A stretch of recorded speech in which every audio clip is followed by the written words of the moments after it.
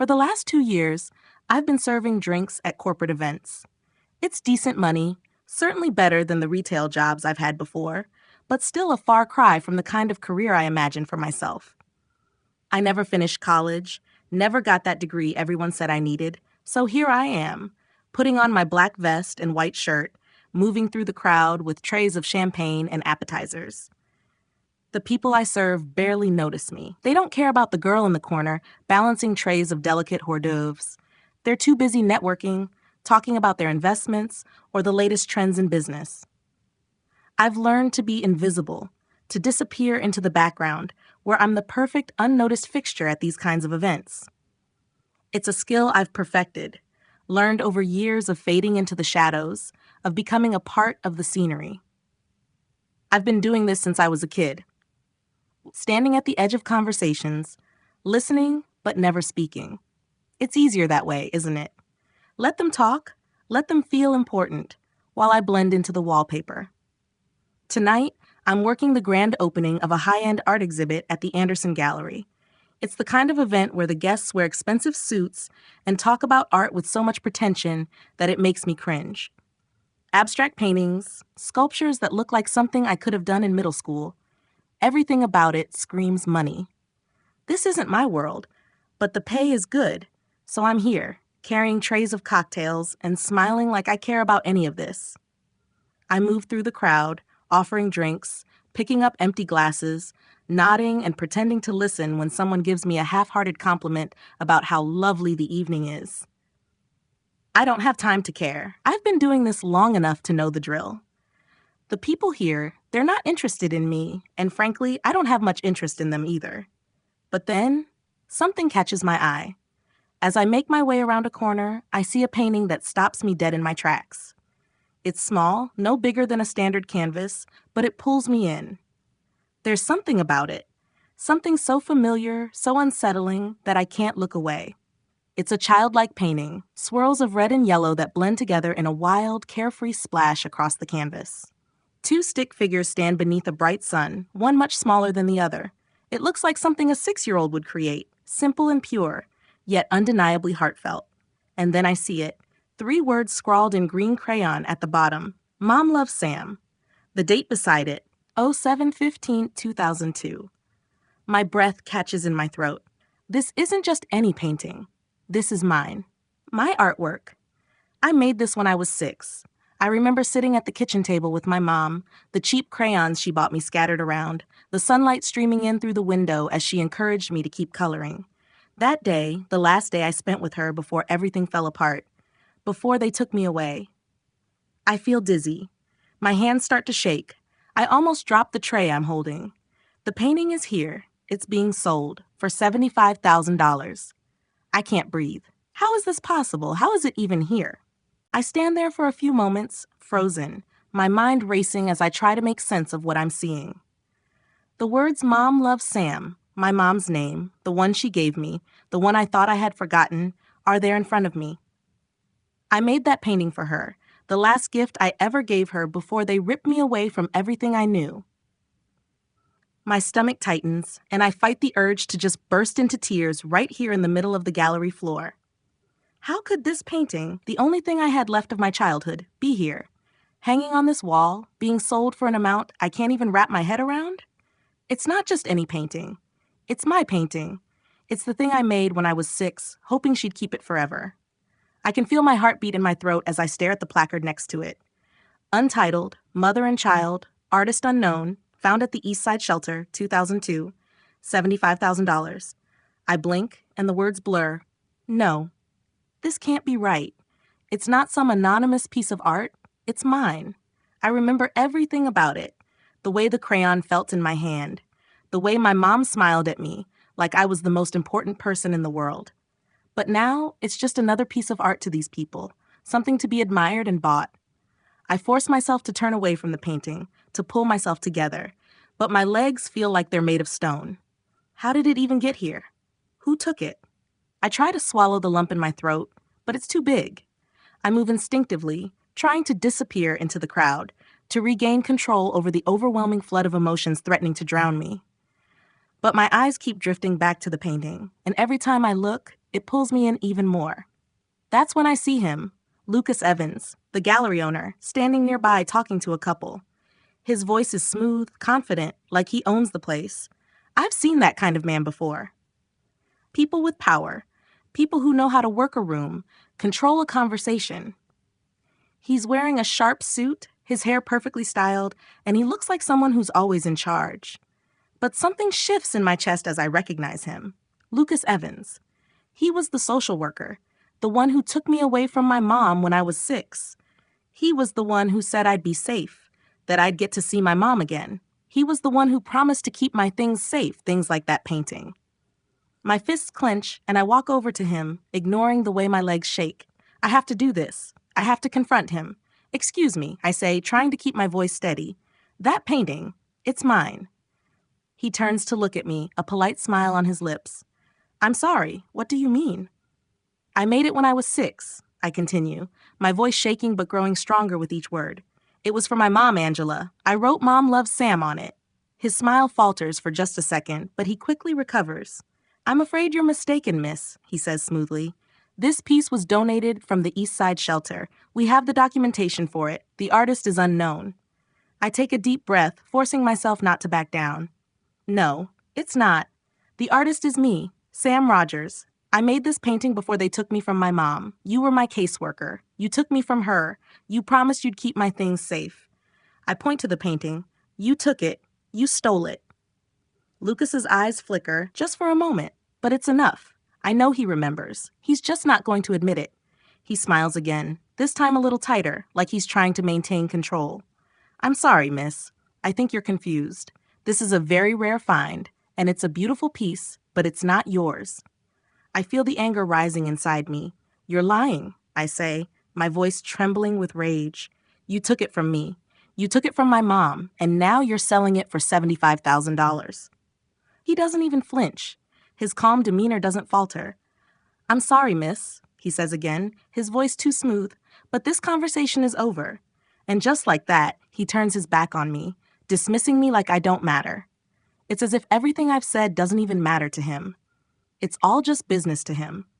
I stand there for a moment, stunned, before security is called, and I'm escorted out. The next few days are a blur of anger and confusion.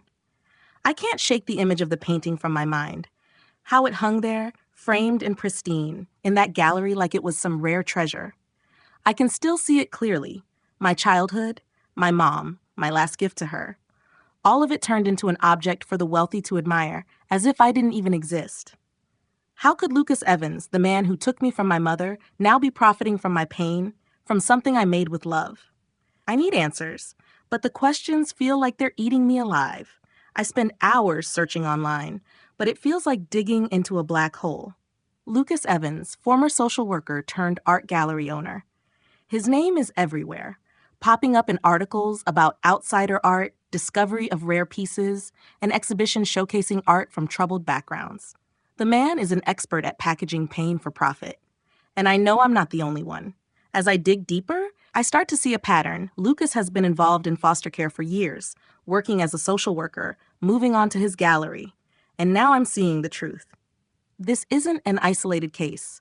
There are others too. I click on a forum where people are discussing art fraud, and my heart races as I find comment after comment from people who've lost something precious to them. Artworks created by children, pieces of their childhoods, all taken from foster homes, shelters, and group homes, only to be sold as outsider art. The pieces are often labeled as found at shelters or anonymous donations, with no acknowledgement of the children who made them. Lucas Evans has been running this scam for years, and I'm just one of his victims. I feel a wave of nausea wash over me. How many other kids had their memories stolen the way I did? How many had their art taken and sold for money, with no regard for the people they once were? I wasn't the first, and I won't be the last if I don't do something. But what? How do I prove it? I don't have the original painting.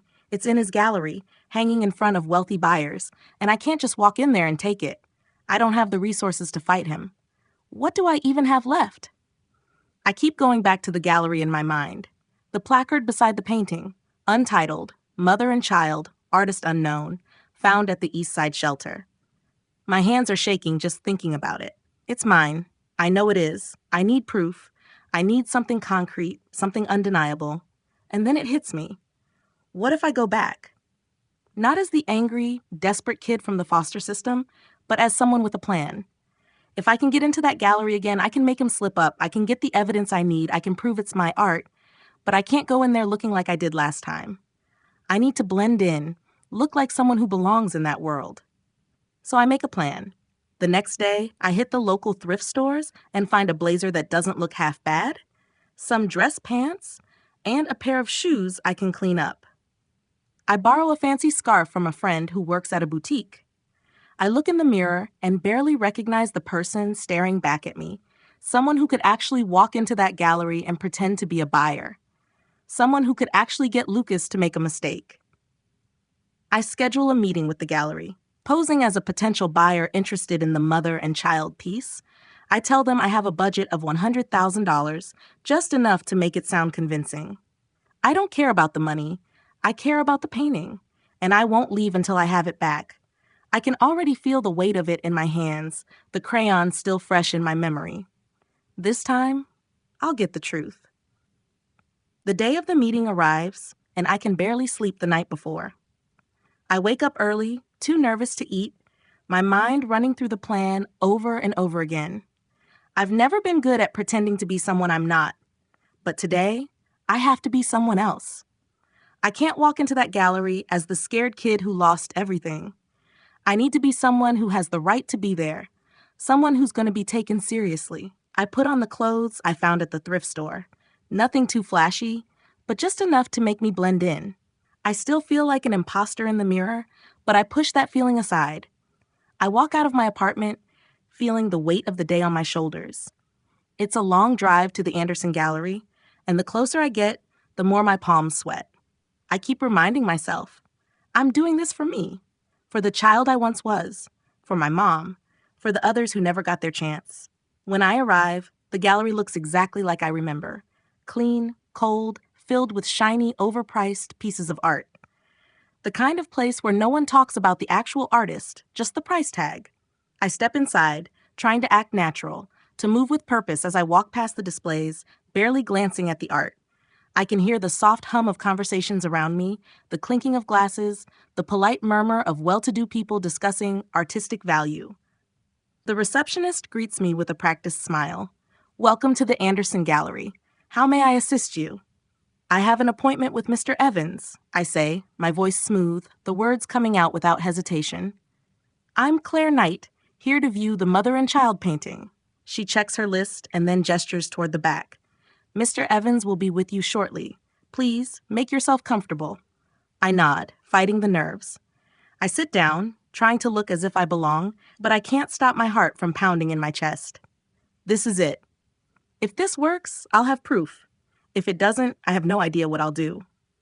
Lucas Evans appears a few minutes later, his ever-present professional smile already in place. His sharp suit gleams under the gallery's bright lights, and for a moment I feel like a fraud, like I'm about to be caught. But then I remind myself that I'm not the one who's lying. He is. Miss Knight? So good to meet you, he says, shaking my hand. I'm delighted you're interested in mother and child. It's truly a stunning piece. Follow me. I try not to let my nerves show as I follow him through the gallery, my footsteps echoing in the silence. I force myself to stay calm, to act like this is just another business transaction. When we reach the back room, the painting is exactly where I remember it, under soft lighting, framed and beautiful, but to me, it's a reminder of everything I lost. It's quite striking, isn't it? Lucas says as he stands beside it, gazing at it as if it were a masterpiece. There's something raw about it. The emotion is undeniable. I nod, trying to keep my face neutral. It's beautiful, I say, but I'd like to see the back of it. I'm a collector, and sometimes there's more to a painting than what's on the front. Lucas hesitates for a second, but then he nods, a small frown pulling at the corners of his mouth. Of course, Miss Knight, but be careful. It's been professionally framed. You might damage it. I understand, I say, stepping forward. I'd like to see it, though. It's important to me. He sighs and then carefully lifts the painting from the wall. He turns it around, and my heart races as I watch him slowly peel back the brown paper backing.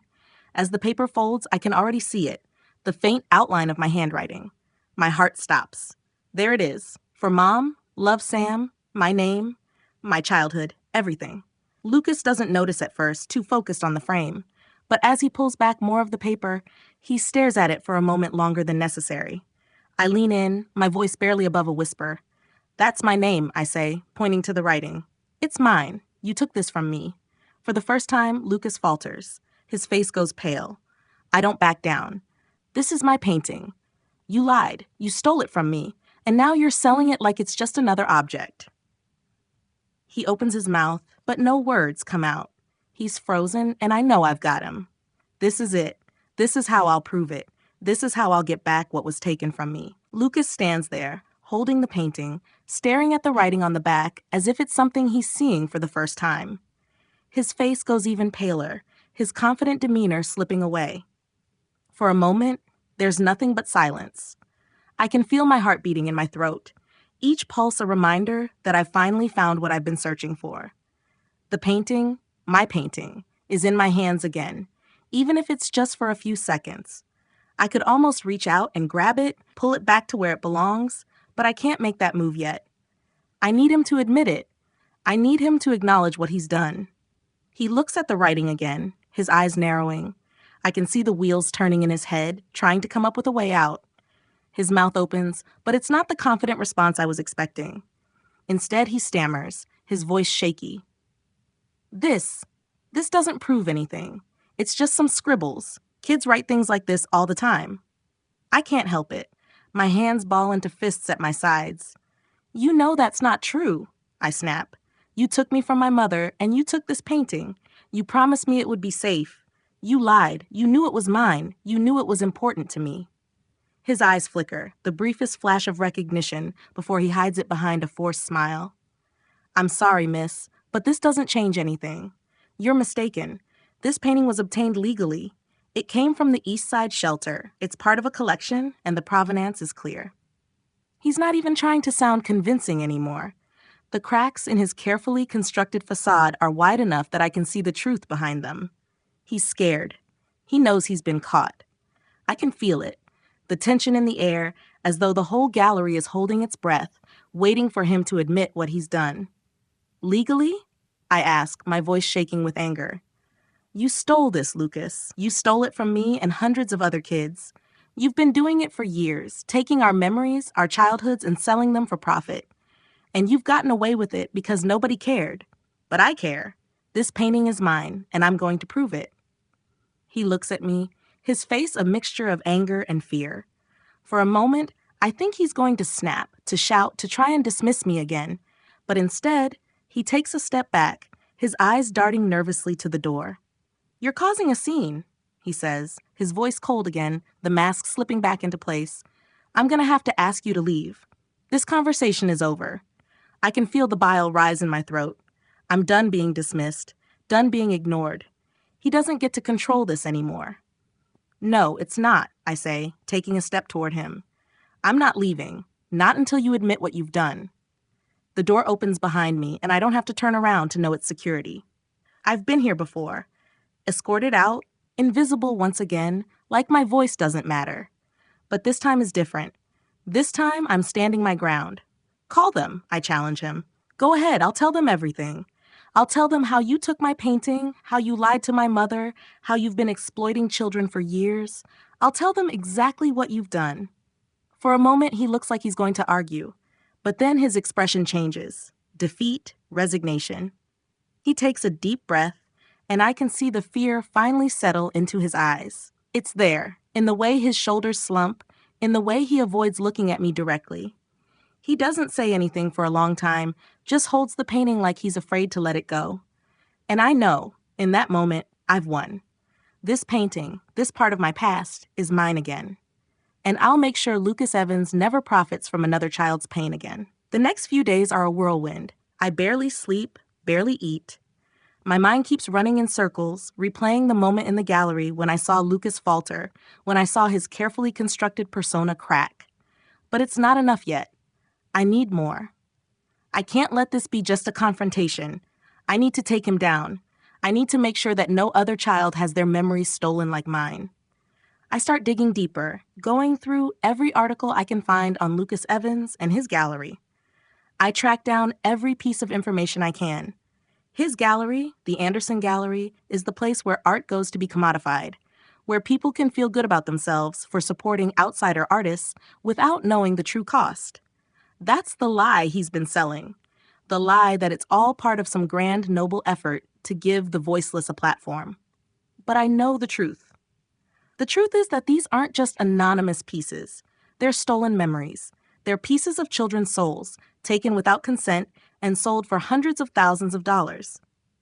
I take screenshots, print documents, and gather everything I can about the history of Lucas Evans and his so-called outsider art. It's a sickening pattern. Pieces found in shelters, orphanages, and foster homes, all with the same vague provenance. I'm not the only one. There are other children, like me, whose artwork was taken and sold. And just like me, they don't know what happened to it until they stumble across it at a high-end gallery one day, too shocked to speak. I know I can't take him down on my own. I need help. So I reach out to Claire, the investigative journalist who helped me before. She's been tracking art fraud for years, but she hasn't seen anything like this. I send her everything I've found, and within hours she calls me. Her voice is calm but urgent. Aaron, this is bigger than I thought. I've been looking into Lucas Evans for years. He's got a reputation for finding rare art, but it's always been too perfect. His acquisitions have never made sense. There's always been something off about his donations. You were right. We have to expose him. She starts making calls. Claire's connections are powerful, and within a week, she's managed to get access to records from the foster care system, cross-referencing them with sales records from Lucas's gallery. It doesn't take long for the truth to come out. Lucas has been taking art from children in the foster system for decades, passing it off as outsider art to wealthy buyers, raking in millions of dollars. He's been playing the system for years. With Claire's help, we begin reaching out to other victims, adults now, but children once, just like me. They're scattered across the country, but they all have one thing in common. They remember the art that was taken from them. Some of them have even seen their own work displayed at auctions, just like I did. And each one of them has the same story to tell. Lucas Evans, the social worker who said he was helping, the man who promised to keep their things safe, was the same man who stole their art and sold it for profit. The more we dig, the more we uncover, and soon, Claire's article takes shape. Stolen Childhoods: The Secret Art Profits of Lucas Evans. It's a gut punch of a title, one that will rock the art world. She goes public with it, and within hours, the story goes viral. The public outcry is deafening. People are outraged. The gallery is flooded with calls, demanding answers. Buyers who spent hundreds of thousands of dollars on these outsider pieces want refunds, and protests erupt outside the gallery. But the real fight is just beginning. Lucas releases a statement denying the allegations. He claims the artwork was donated ethically, that all provenance was verified. But it's too late. The evidence we've gathered is irrefutable, and once the district attorney picks up the case, the truth becomes undeniable. Lucas Evans is arrested on charges of theft, fraud, and exploitation. For the first time in years, I feel a strange kind of calm. I know that Lucas is going down, and soon the stolen artworks, including mine, will be returned to their rightful owners. But it's more than just the painting. It's about the other children, the ones who were never given a chance to stand up for themselves. I sit back for a moment, looking at the photos I took of my painting, the one I made for my mom, the one that's finally coming home. It's all going to change now. The next chapter of my life is waiting for me, and I'm ready to take it on. It's a few weeks after Lucas's arrest, and everything is starting to settle. The case is moving forward, and the stolen artworks are being returned to their rightful owners. I can't help but feel a strange sense of calm when I think about it. The weight that has been hanging over me for so long, this knot in my chest, this unresolved anger, is starting to loosen. I got my painting back. It feels like a small victory, but it's more than that. It's the culmination of everything I've fought for. When I first saw my painting in that gallery, I never could have imagined it would lead to this. I thought it was just a moment of shock, a discovery that would haunt me forever. But now, here I am, part of something bigger. Claire's article sparked a chain reaction that brought Lucas to his knees. People are finally seeing the truth. They're seeing how one man's greed and exploitation took so much from so many. The painting arrives at my apartment a few days after Lucas is officially charged.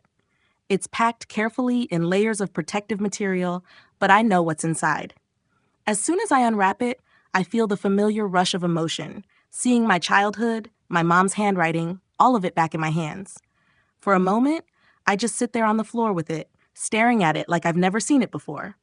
The colors are faded, the edges worn, but it's still the same. It's still mine. I don't know why I expected it to feel different. Maybe I thought it would somehow be a sign of closure, some magical moment where everything I've been through would suddenly make sense. But it doesn't work like that.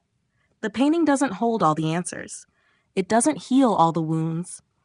It's just a piece of my past, and while it's significant, it doesn't erase everything that happened. I hang it on the wall in my living room, right where I can see it every day. I need to keep it close, but not too close. It's a reminder that my fight wasn't for nothing, that the past isn't some distant thing that can be locked away. It's still here with me. Claire calls me the next day to check in. We've stayed in touch throughout all of this, and even though the case is ongoing, she's become more than just a journalist. She's someone I trust, someone who's been there from the start. We talk about the case, about the evidence they've gathered, about the other victims coming forward. There's something comforting about hearing her voice, knowing she's out there fighting for justice just as hard as I am. I just wanted to thank you again, I tell her as we talk, feeling the weight of the words. Without you, I don't know what would have happened. She laughs softly. It's my job, Aaron. You did the hard part. You stood up to him when no one else would. That's true, but I know I couldn't have done it alone. It's easy to forget that when you're caught in the whirlwind of everything, when you're drowning in the past and fighting for something you thought was lost forever. But there's power in standing together, in finding people who will fight beside you, not just for the truth, but for your healing. As the days go by, the news dies down, but the ripple effects continue. The gallery is shut down, and the investigation expands. More victims are coming forward, sharing their stories, showing their stolen artwork, reclaiming their voices. And for the first time in a long time, I feel like I'm part of something bigger than myself. Something that will change things, even if just a little bit. I don't know what's next for me. I still don't have all the answers, and I'm not sure I ever will. But I know one thing. I won't stop fighting. I'll keep moving forward, using my story to make sure the voices of others aren't ignored. And maybe, just maybe, I'll be able to give back the way I've always wanted to help kids like me, kids whose voices were stolen before they even had a chance to speak.